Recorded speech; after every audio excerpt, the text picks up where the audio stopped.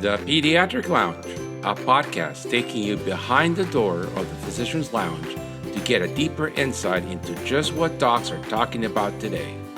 From the clinically profound to the wonderfully routine and everything in between. Welcome once again to this week's episode of the Pediatric Lounge with you, your co-host, Dr. Herb Bravo.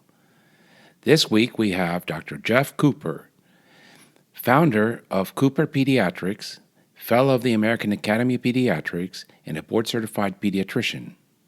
He will be talking to us, along with our co-host, Dr. George Rogo, about the Frankenbaby Project, the story of EHR revolution in a private practice.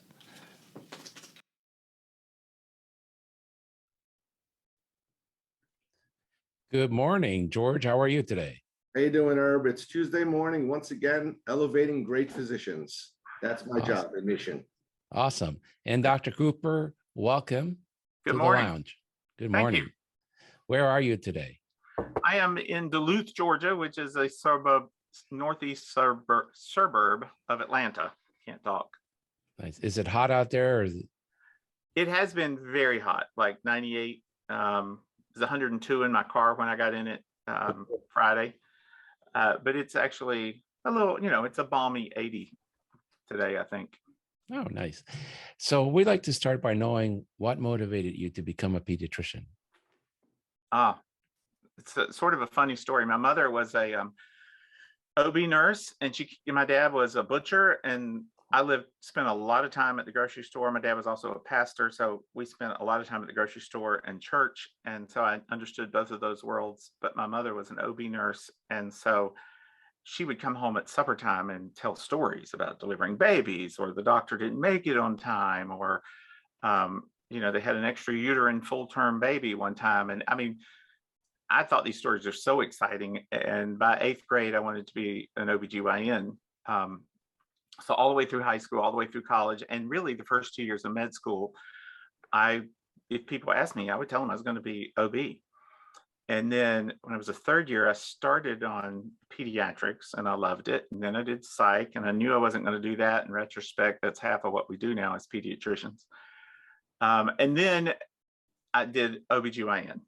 And I actually did GYN first, went home for Christmas break. I came back and then going to get to deliver a baby. This is what I want to do, And I delivered my very first baby, and I'd watched the videos, and we'd practiced with the model, and I caught this baby, and I clamped the cord, and I cut the cord, and I put the baby on the high bed, and I'm drying it off. And there's a respiratory therapist standing right there whose job it is to resuscitate this baby. But I'm taking care of the baby. And the physician, the intern who was, supervising me as a third year, was this tiny little woman, made 100 pounds soaking wet. She tugs on my scrubs and she says, "Hey, buddy, that's the pediatrician's job. You have a placenta to deliver." So I turned around, and there was this 300-pound woman with this cord hanging out of her vagina, and there was goo and slime and blood and all going down a sheet into a bucket. And I turned back to the baby, and I looked at that baby for like 3 seconds, and then I thought, I'm doing that the rest of my life. It was like literally one of the quickest and best decisions I have ever made. Well, that's a good story. And did you work with your dad as a butcher? Oh, I worked in the grocery store some. I could wrap meat, as fast as anybody there. Mm-hmm. But well, all right. So tell us a little bit about your practice. I think it's about 4 or 5 physicians. I'm the only full-time physician, and there's a part-time physician here. And then I have 2 full-time nurse practitioners who work with me. And they've been with me. One's been with me 15 years and the other one like 24. So a long time. Wow. Did you establish the practice, or was it somebody else's practice that you inherited? I established the practice. I started out of residency. We were all convinced that you wanted to be in a large group so you didn't have to do call as often. So I joined a large group and really did not enjoy that experience very much. And so after about 14 months, I left. And now, you mind you, this was 1991. I had my very first cell phone, and I read this article in medical economics about this guy who worked for Kaiser in California, and he left there and started his own practice in Arkansas. And in the article, it said, now with my cell phone, I can do anything. I can go to dinner, I can go to the movie. And I looked at that and I thought, I hate where I'm working. And so I started looking into it. And by September of 92, I'd opened the practice. Oh, wow. I had a quick question about your website. Yes. You're the first pediatric practice that I see as a chat box. Yes. Who powers that chat box and what does it do for you? So it is a third-party vendor called Dear Doc, and they have this chat box, and it's not pediatric specific, but I mean, there are common questions. I mean, we've all done these prenatal visits, you know, do you believe in breastfeeding? How do you use antibiotics? Will you come to the hospital? I mean, like every pregnant mom has the same questions. I started having classes because I was wasting time doing one at the time. And so we all have the same questions of a physician. Do you take my insurance? Can I get an appointment? How long till I get an appointment? Do you do well child care? I need a camp form. What about shots? And so they have a list of frequently asked questions that you fill in. You know, you fill out a survey and answer all these questions. And when the when the parent logs onto your website, this chat box pops up and just says, hi, I noticed you were here. Can I help you do anything? Or was there any questions you would have? And then they have some categories and the parent can click about appointments or insurance. And, you know, they can type in their insurance and it'll give them a list. The very cool thing is, and it also asks their name and phone number and email address. But and if this happens at night, I mean, we get an email the next day with the entire chat. So then my receptionist can call them and set up an appointment. So it helps us capture that new patient. That is awesome. I actually, Cool. It's very cool. We interviewed another company that does something very similar with texting and chat box, but I hadn't seen it on anybody's website yet. Yeah. Really liked it. So let's talk a little bit about what we came to talk about. Okay. How was the world of paper charts for you? You know, I mentioned that I was with another group for a year, and that group was long established, 35, 40 years. So maybe started in the late 50s or early 60s. And they had family charts. Yeah. Which I had never even heard of when I came there. I was like, what is a family chart? And, you know, families are blended and, you know, sometimes they fall apart and then mom remarries and then we got mine, his, and ours. How do you keep that in a chart? It was a disaster. And to their credit, and this was pre-EHRs, they were going through and sorting those in their spare time, you know, but they had 50 years of charts. And so there literally was a ruler stuck in the chart rack to mark the place. And so if a nurse had 30 or 40 minutes, she'd go pull a chart, separate it into 2 or 3 kids, and then you'd have to create new charts for those to go in. Right. And then go back and file them. And some of them would have you know, if you're on the B's and some of them's last name now is Smith, you know, you've got to file that over here somewhere. Yeah. So it was quite the chore. So I'd never seen that. But so when I started my practice, we started with individual charts, but they were paper charts. And it was September 92. Yeah. Yeah. A lot of old practices used to remember that they had that one piece of paper that was yellow that had like about 40 visits on it. You know, otitis media, a mox. That was your note. When I was a senior in high school, I went to see my doc in my hometown, little town in South Georgia. And the nurse took my temperature and she left the room and she left this stack of index cards laying there. Yeah. And a stack of like 4x6 index cards. They were stapled in the corner. They had my name and birthday across the top. Oh yeah, those were the prior generation of paper. Oh yes. Yeah. And then it said like January 3rd, 1965, strep LAB. Yeah. And there was a loop around it. Yeah. And then next to it would be like May 6, 1965, strep LAB. That was the entire record. Yeah. Wow. Yeah. And now, when you first started your own practice, did you have pre-printed forms for the physicals and sick visits and ADD? So I created pre-printed forms for my well visits. Right. I did not for sick visits. I was handwriting a soap note. And honestly, in 1992, I knew nothing about ADD, and my practice was new, and so I didn't have near as much ADD as I do now. We weren't doing Vanderbilts in 92. I mean, if somebody thought they had ADD, you referred them to a psychologist to get a full psych ed. Correct. Well, that takes 6 weeks to get an appointment, and then the psychologist wants to see them twice and then visit with the parents and go over the results, and then the parents have to come back to you, and by then they failed 4th grade. Because it's April. How about George? Did you have pre-printed forms once you moved to the single chart? Well, since we took over, I've seen all types of paper charts, because like when we took over one of the solo practitioners, we had to manage all his old records. So I found charts that were those 4x6 index cards that had like little pieces of writing. And then that graduated into a yellow piece of paper where they wrote a little bit more, not much, but there was more on a piece of paper.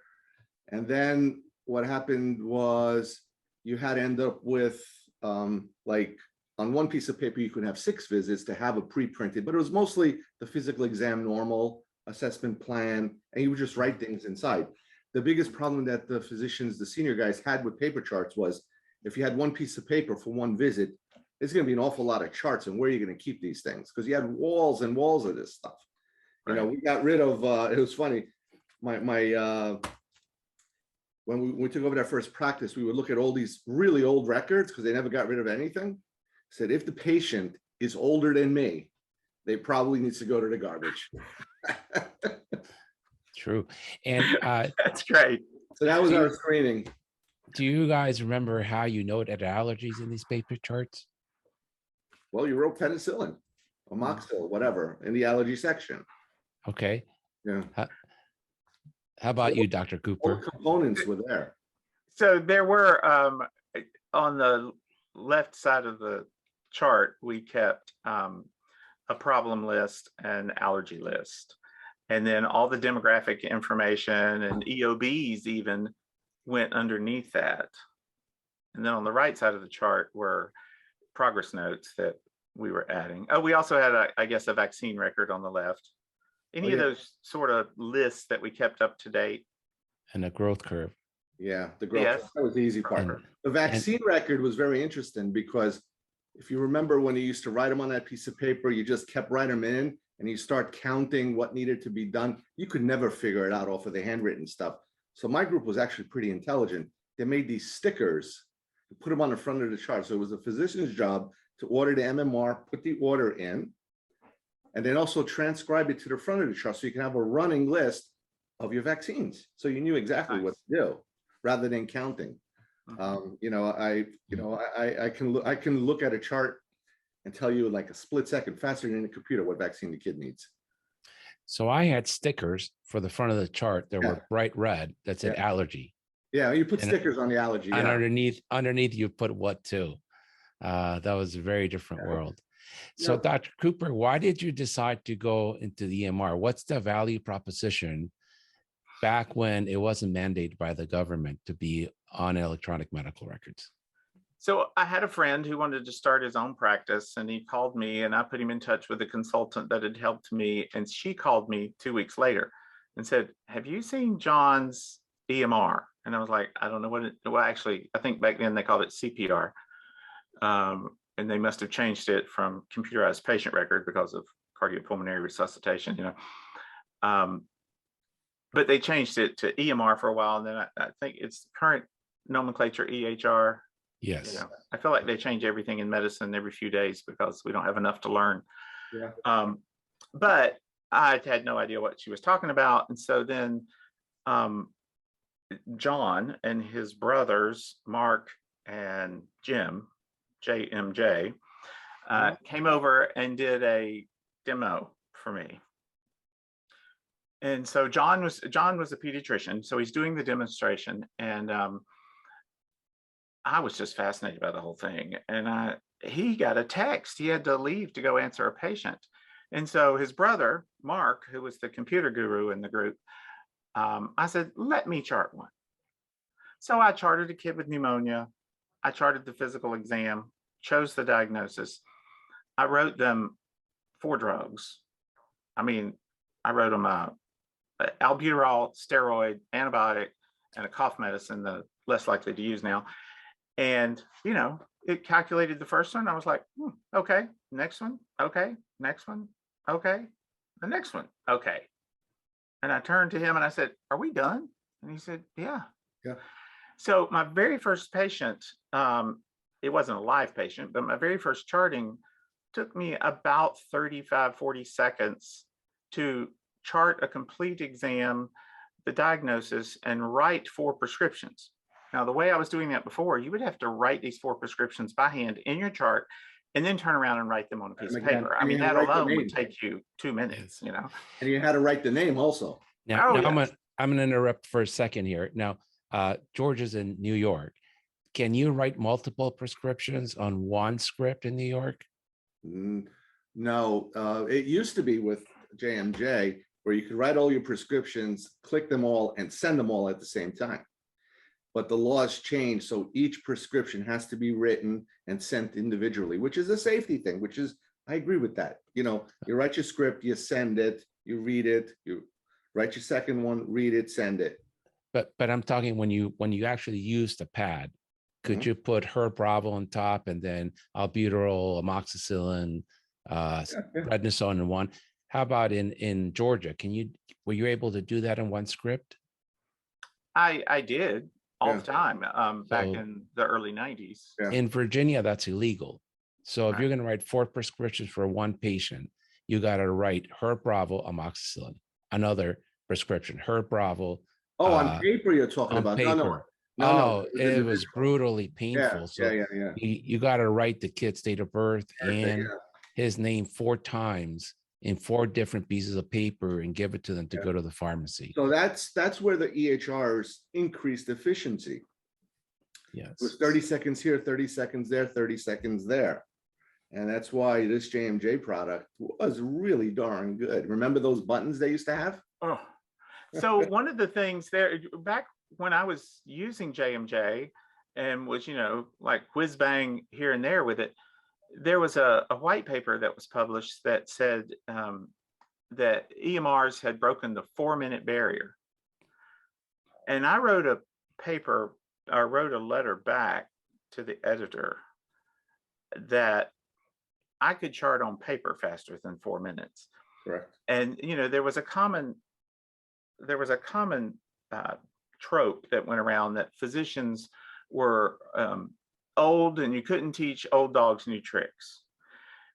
And I wrote another paper that, you know, you're talking about, I hate to say it out loud, but some of the brightest people in society who learn all the time, and we can learn new tricks. Yeah. And so that was not the problem. The problem is time. And if it's going to take me 4 minutes to chart a patient, I mean, even if you only spend 4 minutes with the patient, you know, you can't see but 4 an hour on the outside. Yeah. And, you know, at the time I was seeing 6 or 7 or 8 in the middle of a flute. Now, why do you think that was? Because you couldn't do that with paper and write a good progress note. Right. It's too slow. Yeah. And so my argument was physicians aren't not using EMRs because you can't teach them new tricks, but because the EMRs were slower than writing on paper. Correct. Yeah. And back in 91, for those in the audience that are really tech inclined, if you spent $2,000 on a laptop, you still got a black and white screen, and the hard drive was 40 megabytes. Yeah. And the speed of the processor was about 40 megahertz. Yeah. Sometimes you could type faster than the letters would appear on the screen, which was really funny. So you started this project on a Windows server in your office. That's right. Well, it was a PC. they were using Yes. as a server. It was a Pentium, I think a 75 megahertz Right. was the Right. server. Yeah. And your other computers that were not the server were just in your office, or did you actually put them on each exam room? So the first several months, I mean, I was the beta user, and JMJ was a little anxious about doing all this. And so we put it in 3 exam rooms, and I had 6 exam rooms. So 3 of them had a computer, and I was using the computer. And then they were literally printing out the encounter, and we'd put them in the chart, just in case this whole thing failed. Yeah. And after about 4 weeks, I told my staff, we ain't got time to put these in the chart. So for another month, we printed them and just kept them in a stack in case we ever needed these, and we're going to have to file them. And then after about 2 months, I said to JMJ, I said, I need a computer in every room. Mm-hmm. I mean, this is sort of insane that I was trying to only use 3 rooms when I had 6. Right. And so we put a computer in the other 3 rooms, and they still wanted me to print charts. I was like, look, they're in there, right? If you guys go out of business, I could always print them, right? And they were like, okay. So we quit printing. I think it was about 2 months in, we quit printing encounters and just went all computer. So fast forward to 2007, when we jumped on board with this. Now it became EncounterPro. These guys really, really got advanced. We had these Weiss terminals with a touch screen in each examination room, where you just punched big buttons, huge buttons, and you had white areas where you can prefab the words that you use, the common words, and save them on the left side. Physical exam, it increased your vaccine ordering process because you pick your vaccines, it ordered it for the nurses, it put it in the chart, it put it in for billing. So there's more to EHRs than just writing notes. Right. It's efficiency. Remember when they had that what was it called? The rooms in the front, where you knew what the action that was happening, the entire office all the time. Yeah, the office view is what I call office view. That's what it was called, the office view. And I mean, I think frankly, that was an innovation. That was an innovation. I did a demonstration for a guy one time. We were at HIMSS, and in fact, it's in the background here. Is my Davies Award? Yeah. I won the Davies using EncounterPro. Yeah. And I was at HIMSS. I'd done a talk about using the EMR, and there was a gentleman there who wanted to see the demo, and he worked for a hospital system. And I showed him how I use it. And there were 2 interesting things he said. They had a top 20 list, and it was really 18, but you could put multiple pages. So I had my top 18 and my second 18. And he was like, oh, that's so great. You could have those move around like by usage, so that, in the wintertime when flu becomes more common, it would move closer to the top. And I was like, oh, no. I play piano. I can use I can type really quickly. I want that thing to be exactly where I left it. I don't want to have to be looking for it. Correct. And he was like, huh. And I was like, oh yeah, that makes a big difference. If it is right at the bottom of the second page, I know where it is. Not that I go to the bottom of the second page and it's moved up 3 slots since, because flu is being seen. Then I just have a curious question, because this happened to me several times. Was there any time that the server whacked out on you and just kind of didn't want to work? Yeah. And how many hairs did you lose that day? Yeah, it happened a lot. What was good with JMJ or EncounterPro was they were just the EHR company. They didn't have practice management. So they were a third party that connected to another company. So there was these interfaces that were built. Now the interfaces were very expensive, and those were the things that broke down. But when we had a super duper, we had a whole closet with the server, and then we got the client server and the regular server, and T1 lines to connect to the other office, back and forth. Really expensive and super duper stuff. Okay, I have another question there, since you mentioned T1. Do you remember what you were paying for T1 in 1990? Yeah, $1,000 a month. How about you, Dr. Cooper? I have no idea. I don't think I had a T1 back then.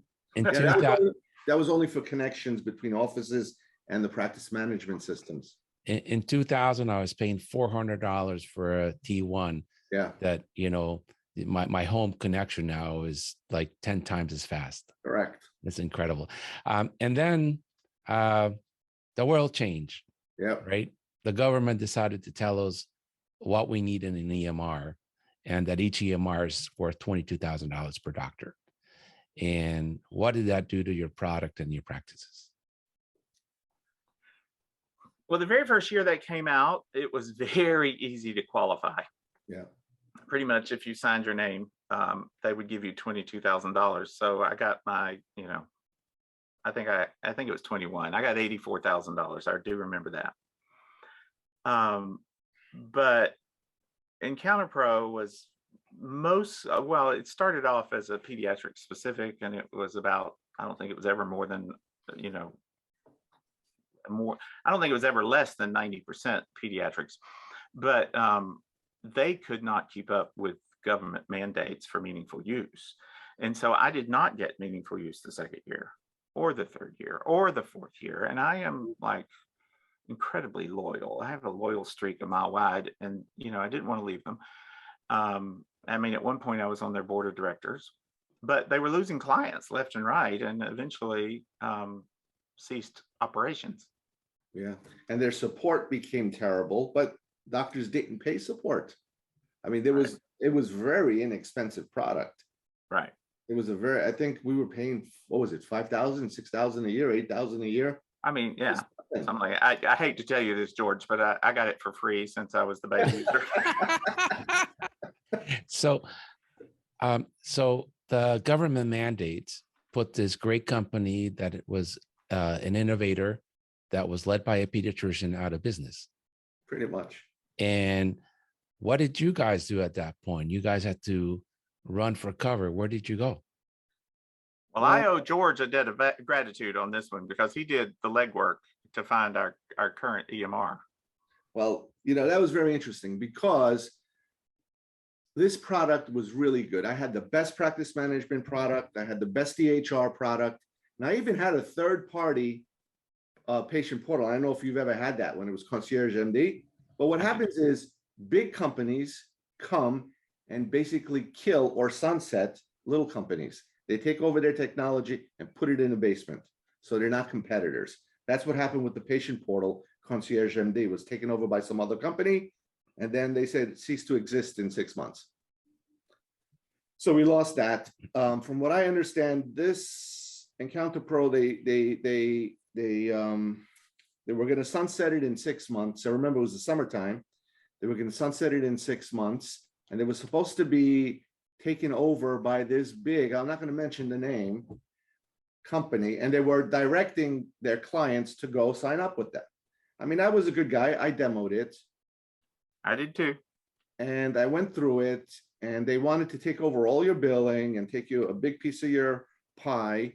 But besides that, I went through the whole thing. I said, listen, this is nice and pretty, lots of bells and whistles, lots of things. But if I cannot figure out how to order a strep test intuitively, very quickly, forget about ordering vaccines and things that are more complicated. It's not going to fly. So that was my opinion. So the next instinct is to go find other people like Dr. Cooper and other people. They used to have this listserv of pediatricians to talk. All of a sudden, I was deactivated. You couldn't contact Dr. Cooper. So I got troubled. And then I remembered some knucklehead over at the company sent out one big mass email list to the entire customer base. And then I found Reply All, got all their emails, and made my own group. And Is that how you found us all? That's awesome. Yeah.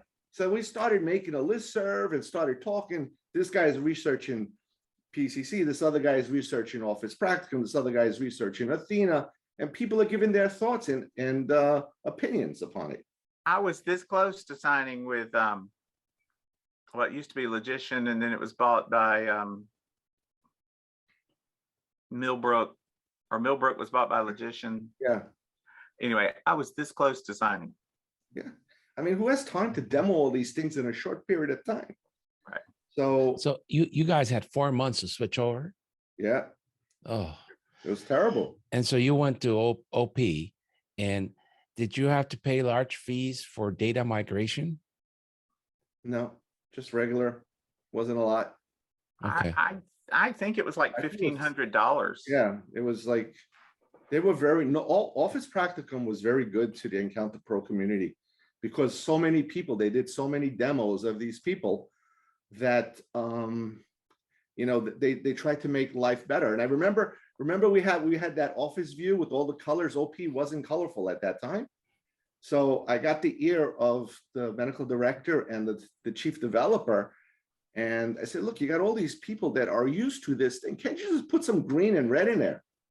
So they demoed it and they looked at it and they made it as close as possible to make the life of the EncounterPro user a little bit better. Wow. And then it wasn't such a shocker. So, Dr. Cooper, what do you love about your EMR today? Oh, well, I do love a lot about OP. It for 95% of my sick encounters, I have used those templates before and have written those templates. I have a rule of thumb now that if I see something twice new, I'm just going to go ahead and write a template for it. So I can chart things very quickly, much faster than I could on paper. I love the vaccine logic is generally flawless. Every time I have thought I found a problem, you know, it's like, so why is this shot not valid? Well, it's because, you know, they had a live flu 3 weeks before, and so the live varicella doesn't count. Yeah.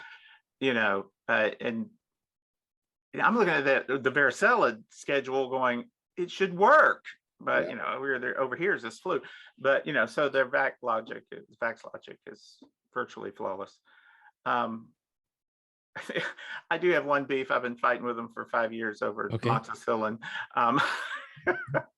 And what is that? Oh, I don't know. My very first, when I sat down to learn to write a template, I thought, okay, most common diagnosis, at least it was when I was a resident, was bilateral otitis. I swear it's ADHD now. So I'm going to write this template for BOM. And I get to the end, and it's taken me at least a good hour to get down to where I'm putting in drugs, right? And then I discover, oh, these drugs have to be on your favorites list. Yeah. So then I have to go learn another thing. I mean, but this was my first one, right? And so then I have to go learn another thing. And I put amoxicillin on my favorites list. 100 per kilo is the dosage we use here in Atlanta. And I go back, I add it to BOM, I pull up my test patient, I apply a BOM template, write amoxicillin, and it says 26.2 mLs twice a day. And so I sent an email. I sent an email to support and I labeled it pink diarrhea on the subject line.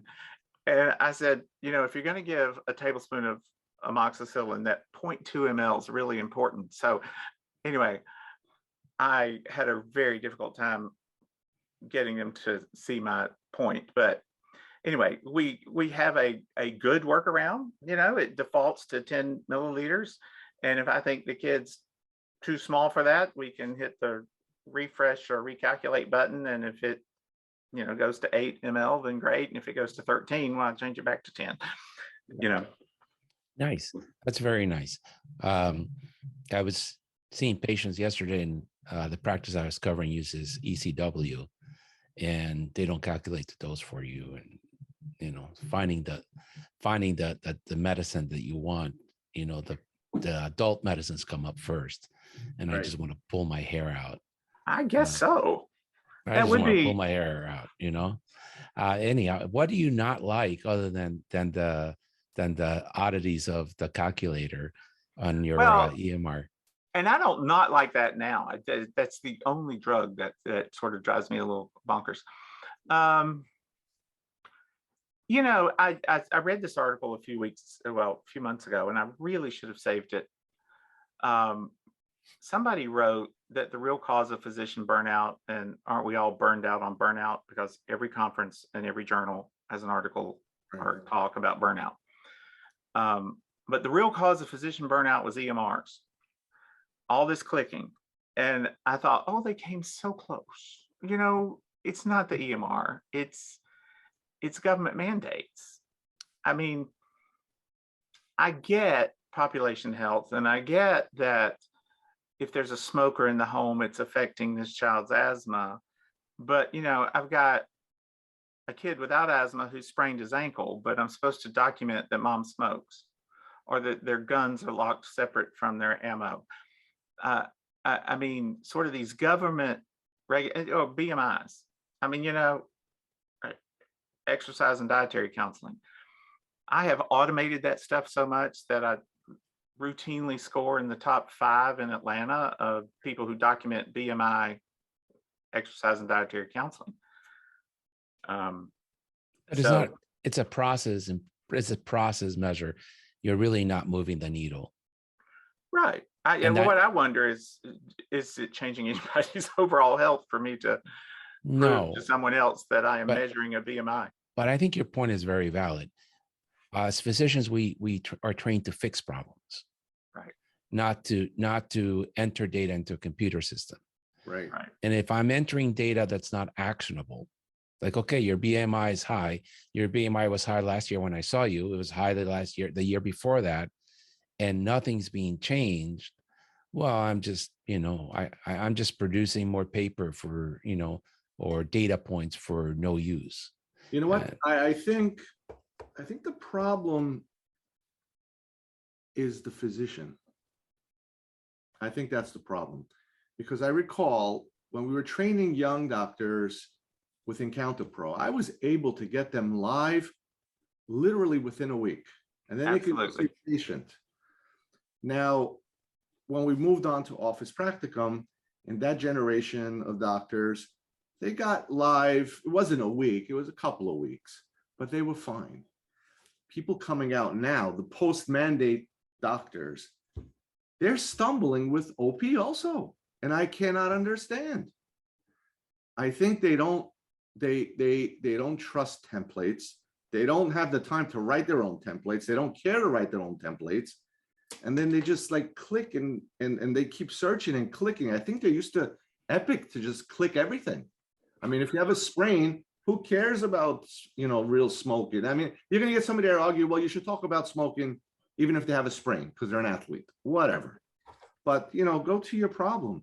And I think they cannot get out of their own way sometimes. And then they have to click every single little thing. I remember Dr. Cressley telling me with office practicum, because moving from EncounterPro to office practicum, it was a big uphill battle at first. She says, you have to remember the EHR is made for you to convey enough information to the next physician so he can carry on the treatment. You should put as many things that are important medical legally for it. And, hopefully you write your chart and nobody ever looks at it again. The 80-20 rule. I mean, 80% of the time it's the same stuff, but the 20% of the time that's going to be the problem. That's where you should write. That's where you should spend your extra time. That's where you should do things. But I think everybody's doing the 100% rule, do a whole lot of stuff at every single visit all the time. Well, I think that's Dr. Cooper's point. It's the mandate to put all these things in there, and then the quote unquote pay for performance. If you put all these things in every note that you write, you get, some money at the end of the year.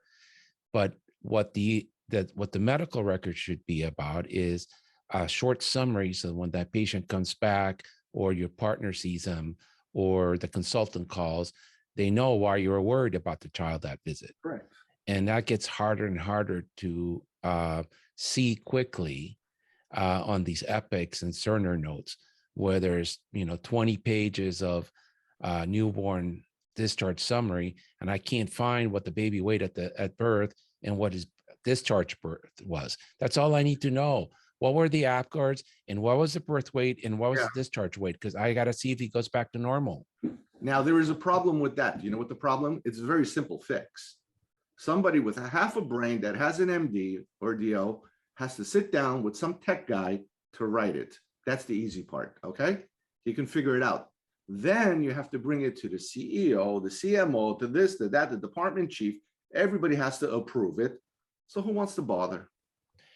Well, anyhow, it's a big problem, because I think that the current system of charting is more related to what the billing department wants and what the quality department wants, and not the user interface between the physician and the computer, and not the patient interface.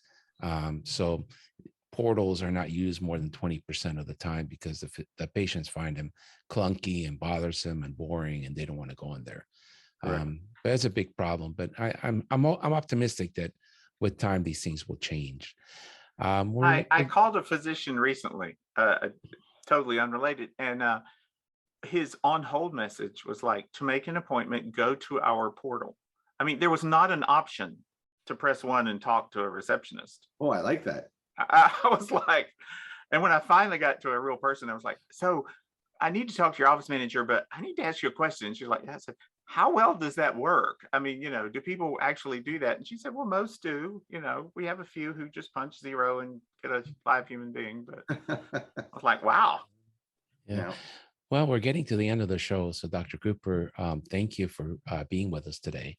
I always like to close with a few questions. And first is, who do you admire and why?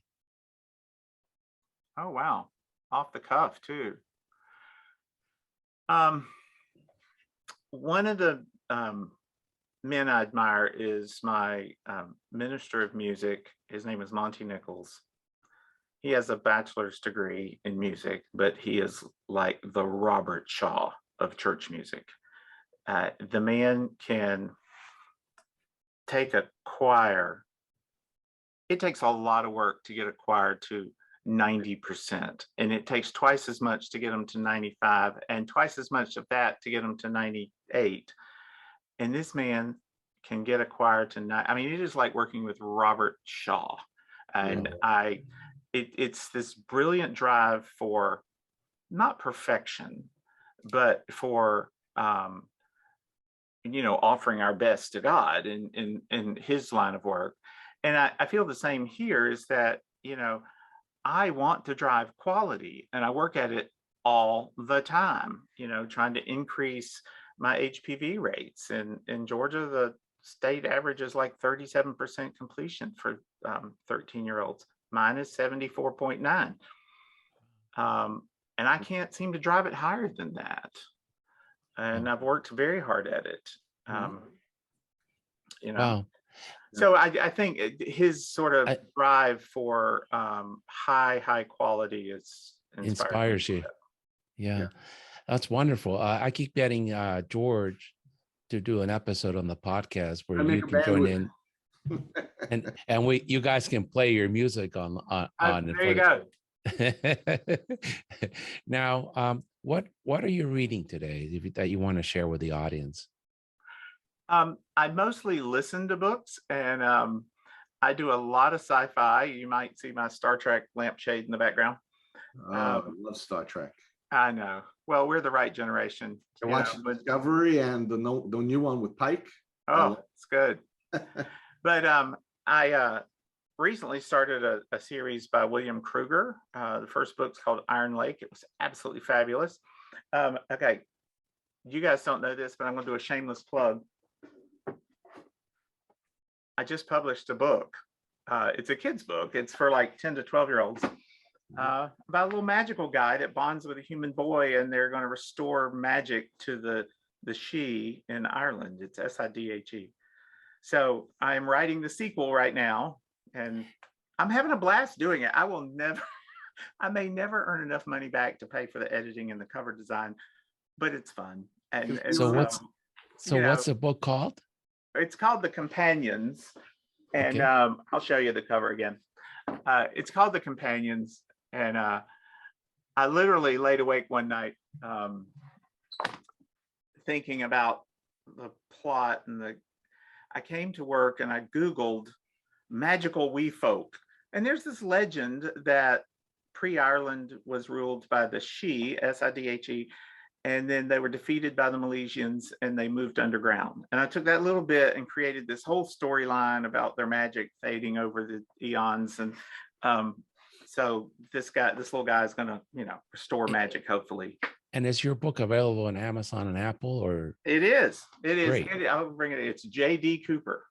Okay. without periods, but All right. all the We'll companions. put a link on the show notes so people I can find think- your book. Yeah, I think that story is about me. I want to restore private practice. There you go. There you That's go. it. Your store magic. We To got to medicine. restore magic to medicine, basically.